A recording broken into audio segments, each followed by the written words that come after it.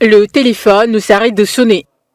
Donc je ne sais pas si tu peux le prendre 18h le soir pour que je puisse confirmer le client. Ok.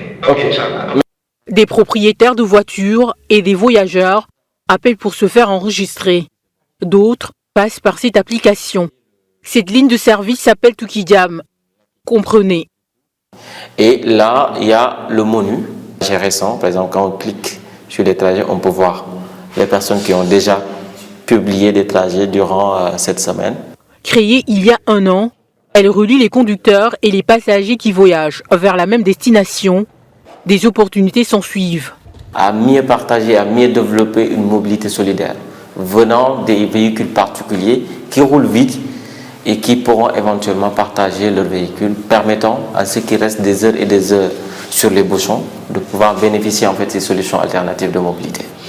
Des trafics en suspens et des voitures qui se font de plus en plus rares, notamment à des heures de descente. Situation qui fait suite au couvre-feu décrété au Sénégal. Le covoiturage devient ainsi une aubaine pour de nombreux Sénégalais. C'est le cas de cette fonctionnaire qui habite Kaolack, à 193 km de la capitale et qui travaille à Dakar.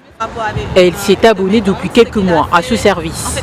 Surtout dans ce contexte du Covid, je pense qu'avec le covoiturage, comme tu l'as dit tout à l'heure, je pense que c'est en fait la solution idéale pour tous les voyageurs, en fait, surtout à ce stade où nous sommes.